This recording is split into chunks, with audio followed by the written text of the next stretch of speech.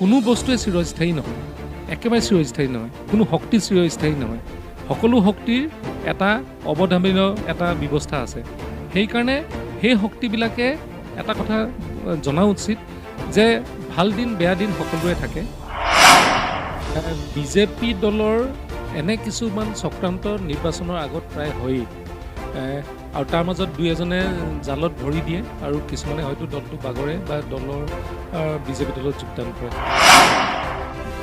আজি হয়তো দুই এজনে দলটো এৰি যোৱাৰ এটা চেষ্টা চলাইছে বা দলটো এৰি গ'লো বিগত নিৰ্বাচনৰ সময়ত। মই ক'ম যে যিসকলে নেতৃত্বই দলটো এৰিব বিচাৰিছে সেইসকলৰ দলটোৰ প্ৰতি অৱদান একেবাৰে ন্যূনতম।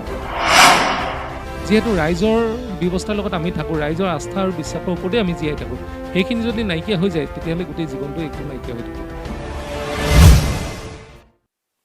নমস্কাৰ, মাইনুজনীৰ সমূহ দৰ্শকক স্বাগতম জনাইছোঁ।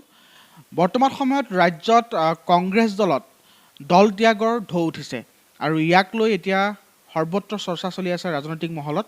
আৰু তাৰ মাজতে এইবাৰ দল ত্যাগৰ চৰ্চাত আহিছে থাওৰা সমষ্টিৰ প্ৰাক্তন বিধায়ক সুশান্ত বৰগোহাঁইক লৈ। মোৰ সৈতে এই মুহূৰ্তত সুশান্ত বৰগোহাঁই নিজে উপস্থিত আছে। মই তেওঁৰ পৰা জানিব চেষ্টা কৰিম তেওঁ কংগ্ৰেছ দল ত্যাগ কৰিব বুলি শেহতীয়াভাৱে যি আচলতে সামাজিক মাধ্যম বা বিভিন্ন মাধ্যমত যি চৰ্চা চলি আছে তাক লৈ আচলতে তেখেতৰ পৰা মই স্পষ্টীকৰণ ল'ব বিচাৰিছোঁ এই মুহূৰ্তত। ডাঙৰীয়া, আপোনাক স্বাগতম জনাইছোঁ। আপুনি দীৰ্ঘ সময় ধৰি ভাৰতীয় জাতীয় কংগ্ৰেছত আপুনি আছে, অতি নিষ্ঠা সহকাৰে আপুনি দলটোৰ হৈ কাম কৰি আহিছে।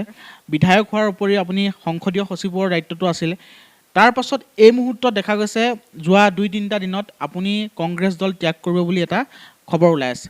কথাখিনি কিমান দূৰ সত্য আপোনাৰ মুখেৰে স্পষ্টকৈ জানিব বিচাৰিছোঁ। বিজেপি দলত যাবলৈ বা যোৱাৰ এটা নিউজ খবৰ ছ'চিয়েল মিডিয়া আৰু দুই এখন খবৰ কাকতো ওলাইছে, যিটো সম্পূৰ্ণ মিছা। কাৰণ এই খবৰখিনি মোক সুধি পেলাই একেবাৰে কৰা হোৱা নাছিলে। এটা চৰ্চিত বিষয় এটাই তেওঁলোকে হেডলাইন কৰি পেলাই উলিয়াইছেগৈ, প্ৰথম কথা। আৰু দ্বিতীয় কথাটো হ'ল যে মই কংগ্ৰেছ দলত এজন নিষ্ঠাৱান কৰ্মী হিচাপে একেবাৰে ছাত্ৰ অৱস্থাৰ পৰাই এই দলটোত যোগদান কৰিছিলোঁ আৰু তেতিয়াৰ পৰা আজিৰ দিনটোলৈকে কংগ্ৰেছ দলত থকাৰ এটা মানসিকভাৱে আৰু আমাৰ যি কংগ্ৰেছ দলৰ আইডিঅ'লজি, সেই আইডিঅ'লজিৰ ওপৰত ভিত্তি কৰি মই এই দলটোত যোগদান কৰিছিলোঁ। মোৰ ব্যক্তিগত কোনো লাভালাভৰ কাৰণে নহয়। আৰু এই যিটো খবৰ এতিয়া ওলাইছে এই খবৰটো মই নস্যাৎ কৰিছোঁ আৰু ভৱিষ্যতেও, আৰু আজিৰ দিনতো কথাই নাই, ভৱিষ্যতেও মই কংগ্ৰেছ দলটো এৰি কোনো ৰাজনৈতিক দলত যোগদান নকৰোঁ। কিবা একো তথ্য নাথাকিলে হয়তো আপোনাৰ বিষয়ে এনেকৈ কথা নোলালহেঁতেন। আপোনাৰ বিজেপিৰে কিবা যোগাযোগ হৈছে নেকি? চাওক, বিজেপি দলৰ লগত মোৰ এতিয়ালৈকে কোনো যোগাযোগ হোৱা নাই, প্ৰথম কথা। আৰু দ্বিতীয় কথাটো হ'ল যে বিজেপি দলৰ এনে কিছুমান চক্ৰান্ত নিৰ্বাচনৰ আগত প্ৰায় হয়েই, আৰু তাৰ মাজত দুই এজনে জালত ভৰি দিয়ে আৰু কিছুমানে হয়তো দলটো বাগৰে বা বিজেপি দলত যোগদান কৰে। যি নিজৰ ভৱিষ্যতলৈ অনিশ্চয়তাত আছে সেইসকলেহে এনেকুৱা ধৰণৰ কাম কৰে। কাৰণ আমি ভৱিষ্যতলৈ একেবাৰে চিন্তা কৰা নাই, নিজৰ ব্যক্তিগত ভৱিষ্যতলৈ। সেইকাৰণে আজি বিজেপি দলত যোগদান কৰাৰ কোনো প্ৰশ্নই নুঠে। ৰাজনৈতিকভাৱে আমি বিৰোধিতা কৰি আছোঁ, বিজেপি দলক ৰাজনৈতিকভাৱে বিৰোধিতা কৰি যাম ভৱিষ্যতেও। তেওঁলোকৰ যিবিলাক কাম কাজে অসমখন তথা ৰাইজৰ যিবিলাক বিপদ আহিব পাৰে সেইবিলাকত আমি সদায় মাত মাতি যাম। আৰু অসমীয়া ৰাইজৰ যিটো চৰিত্ৰ, সেই চৰিত্ৰত তেওঁলোকে যি কলিমা সানিব লৈছে সেইখিনি বিৰুদ্ধে কংগ্ৰেছ দলে মাত মাতি যাম, আমি মাত মাতি যাম, আৰু তাত কোনো বাধা দিব নোৱাৰে। আৰু বিজেপি দলৰ যিটো যোগদানৰ কথাটো ওলাইছে সেই কথাটো পুনৰ মই নস্যাৎ কৰিছোঁ। কিন্তু শেহতীয়াভাৱে দেখা গৈছে আপোনাৰ সলনি কংগ্ৰেছত বহুকেইগৰাকী বিধায়িকা বা প্ৰাক্তন মন্ত্ৰী তেওঁলোকে বিজেপিলৈ যাবলৈ ঢাপলি মেলিছে। শেহতীয়াকৈ কালিৰ দিনটোত দেখা গৈছিলে অজন্তা নেওগে মুখ্যমন্ত্ৰীৰ বাসভৱনত তেওঁক সাক্ষাৎ কৰি যোগদানৰ হয়তো তেওঁ কিছু কথা বতৰা কৰিছে। অতি শেহতীয়াভাৱে ৰজলীনা তিৰ্কীও বিজেপিলৈ যাব বুলি এটা কথা ওলাই আছে। গতিকে এনেদৰে কংগ্ৰেছৰ পৰা বিজেপিলৈ এইসকল নেতা নেত্ৰীয়ে যি ধাৱমান হ'বলৈ লৈছে, তেওঁলোকে যি গমন কৰিছে, ই আচলতে কি সূচাইছে? দলটোৰ মাজত এই মুহূৰ্তত সমন্বয়হীনতাৰ অভাৱ হৈছে নেকি? একেবাৰে নহয়। মই আকৌ কৈছোঁ যে এই কংগ্ৰেছ দলটো শক্তিশালী কৰি ৰাখিছে তৃণমূল পৰ্যায়ত সেইসকল কংগ্ৰেছৰ নেতৃবৃন্দই বা কৰ্মকৰ্তাসকলে, যিসকলে কংগ্ৰেছ দলটোক যোৱা প্ৰায় 30টা বছৰ পুৰণি দল, যোৱা 60-70টা বছৰ বা আন্দোলনৰ সময়ৰ পৰা আৰম্ভ কৰি গোটেই দলটোক নেতৃত্ব দি আছে আগফালৰ সন্মুখৰ পৰা আমাৰ এই তৃণমূল পৰ্যায়ৰ কৰ্মীসকলে। আজি হয়তো দুই এজনে দলটো এৰি যোৱাৰ এটা চেষ্টা চলাইছে বা দলটো এৰি গ'লো বিগত নিৰ্বাচনৰ সময়ত। মই ক'ম যে যিসকলে নেতৃত্বই দলটো এৰিব বিচাৰিছে সেইসকলৰ দলটোৰ প্ৰতি অৱদান একেবাৰে ন্যূনতম বুলি এইকাৰণেই কৈছোঁ যে দলটোত তেখেতসকলে কেতিয়াও পোষ্টাৰ লগোৱা নাই, তেখেতসকলে বিধায়ক হোৱাৰ বা বিধায়িকা হোৱাৰ আগতে কেতিয়াও এই দলটোৰ হৈ কাম কৰা নাই, এই দলটোৰ লগত তেওঁলোকে এনেধৰণে জড়িত হোৱা নাই যেনেধৰণে বিপদৰ সময়ত এই দলটোক জড়িত হ'ব লাগে। আমি এই দলটোৰ হৈ বহুখিনি কাম কৰিছোঁ, ছাত্ৰ অৱস্থাত কৰিছোঁ, যুৱ অৱস্থাত কৰিছোঁ, বৰ্তমানো কৰি আছোঁ। আৰু এই দলটোক যেতিয়া নেতৃত্বৰ প্ৰয়োজন আছে আমি সেই দলটোক নেতৃত্ব দিবলৈ ইচ্ছা প্ৰকাশ কৰিছোঁ, সেইকাৰণে আমি এই দলটোৰ লগত আছোঁ। আৰু আমাৰ যিসকলে এই দলটো এৰিবলৈ ইচ্ছা কৰিছে বা চেষ্টা কৰিছে সেইসকলৰ দুৰ্বল মানসিকতাই এটা দলক কেতিয়াও ভাঙোনমুখী পৰ্যায়লৈ নিব নোৱাৰে, সেইটো একেবাৰে ধ্ৰুৱ সত্য। আৰু মই ভাবোঁ যে কোনো এজন বা দুজন এই দলটোৰ পৰা আঁতৰি গ'লে দলটো কেতিয়াও দুৰ্বল হৈ যাব নোৱাৰে। আমি জানো যে আপুনি যেতিয়া বিধায়ক আছিলে সেই সময়তো আপোনাৰ ডক্টৰ হিমন্ত বিশ্ব শৰ্মাৰ সৈতে এটা খুব ঘনিষ্ঠ সম্পৰ্ক আছিলে। আজিৰ তাৰিখত হিমন্ত বিশ্ব শৰ্মা বিজেপিৰ এজন প্ৰতাপী মন্ত্ৰী, তেখেতে আপোনাৰ সৈতে যোগাযোগ কৰিছে নেকি? আপোনাক দললৈ কিবা অফাৰ আহিছে নেকি আপোনালৈ? নাই, একেবাৰে আমি ৰাজনৈতিক কথা আজিৰ দিনটোলৈকে পতাই নাই। ডক্টৰ হিমন্ত বিশ্ব শৰ্মা ডাঙৰীয়াৰ লগতে হওক বা অন্যান্য যিকেইজন আমাৰ দলৰ পৰা বিজেপি দলত নেতৃত্ব লৈ আছে কাৰো লগত আজিৰ দিনটোলৈকে এনেধৰণৰ কোনো কথা বতৰা হোৱা নাই। আৰু ব্যক্তিগতভাৱে হয়তো কেতিয়াবা কিছুমান অনুষ্ঠানত লগ পালে সৌহাৰ্যমূলক যিবিলাক আমাৰ বক্তব্য থাকে বা কথা বতৰা থাকে সেইবিলাক হয়, কিন্তু ৰাজনৈতিকভাৱে আজিৰ দিনটোলৈকে আমাৰ মাজত কেতিয়াও এনেধৰণৰ কোনো কথা বতৰা হোৱা নাই। আৰু এটা কথা মই আপোনালোকক এই মাই নিউজৰ যোগেদি জনাব বিচাৰিছোঁ, কাৰণ এইটো এটা আজিকালি পৰ্টেল মিডিয়াটো এটা প্ৰভাৱশালী এটা মিডিয়াম, যে কোনো বস্তুৱে চিৰস্থায়ী নহয়, একেবাৰে চিৰস্থায়ী নহয়, কোনো শক্তি চিৰস্থায়ী নহয়। সকলো শক্তিৰ এটা অৱধাৰণীয় এটা ব্যৱস্থা আছে। সেইকাৰণে সেই শক্তিবিলাকে এটা কথা জনা উচিত যে ভাল দিন বেয়া দিন সকলোৰে থাকে, উত্থান পতন সকলোৰে থাকে, কিন্তু যদি উত্থানৰ সময়ত বা ভাল দিনৰ সময়ত লোকক গচকি নাইকিয়া কৰি দিম বুলি ভাবে সেইটো কিন্তু সদায় ভুল কৰা হ'ব। আজিৰ তাৰিখত কংগ্ৰেছৰ দলৰ মাজত যথেষ্ট খৰিয়াল আছে বুলি বহুতে অভিযোগ কৰি আহিছে, মানে হাই কাজিয়া বহুত আছে, লবি বহুত আছে কংগ্ৰেছত, এনেধৰণৰ অভিযোগ হৈছে, যাৰ ফলত দলটো বহুধা বিভক্ত হৈছে বুলি বহুতে উল্লেখ কৰিছে। অতি শেহতীয়াভাৱে কমল কুমাৰ মেধিয়ে দল ত্যাগ কৰি আমাৰ আগতো তেখেতে কৈছে যে ৰিপুণ বৰাৰ নেতৃত্বত দলটো আশা কৰা ধৰণে সবল হ'ব পৰা নাই। আপুনি কি ভাবে বৰ্তমানৰ যিগৰাকী সভাপতি তেখেতক লৈ আপুনি কিমান সন্তুষ্ট? কংগ্ৰেছে কিমান আচলতে আগন্তুক দিনত আগুৱাব পাৰিব তেখেতৰ নেতৃত্ব? মই কমল কুমাৰ মেধিৰ নেতৃত্বৰ কথাটো কৈছোঁ। কমল কুমাৰ মেধি আমাৰ দলটোলৈ আজি 2 বছৰ আগত আহিছিলে, আৰু তেওঁলোকে দলটোত যেতিয়া যোগদান কৰিছিলে তেতিয়া ৰিপুণ বৰা ডাঙৰীয়াৰ নেতৃত্বতেই যোগদান কৰিছিলে। কিন্তু আমি যেতিয়া দলটোত যোগদান কৰিছিলোঁ তেতিয়া ৰিপুণ বৰা ডাঙৰীয়াৰ নেতৃত্বত আমি যোগদান কৰা নাছিলোঁ, আমি কংগ্ৰেছ দলটোত যোগদান কৰিছিলোঁ।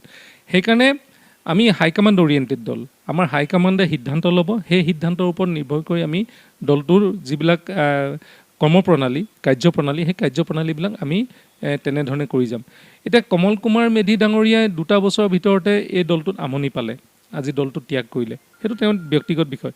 কিন্তু মোৰ কথাটো হ'ল যে এটা দলে মানে নেতৃত্ব দিবলৈ হ'লে 2টা বছৰ একেবাৰে খুব কম সময়।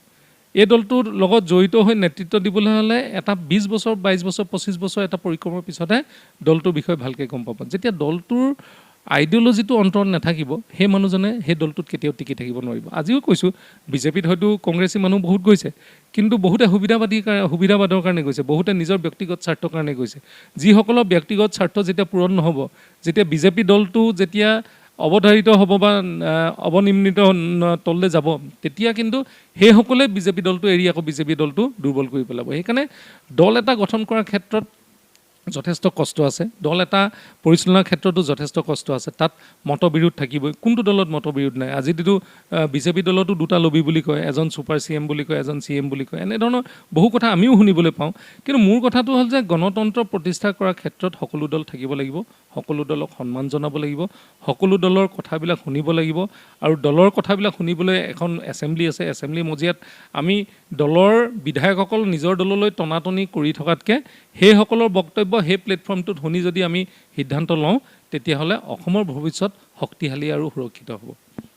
শেহতীয়াভাৱে বিজেপিৰ যি উত্থান, বিজেপি ইখনৰ পিছত সিখন ইটো নিৰ্বাচনত আচলতে তেওঁলোকৰ যি অগ্ৰগতি, এই অগ্ৰগতিক প্ৰতিহত কৰিবলৈ আজিৰ তাৰিখত বিশেষকৈ অসম প্ৰদেশ কংগ্ৰেছ কমিটি কিমান আচলতে সক্ষম হৈ আছে?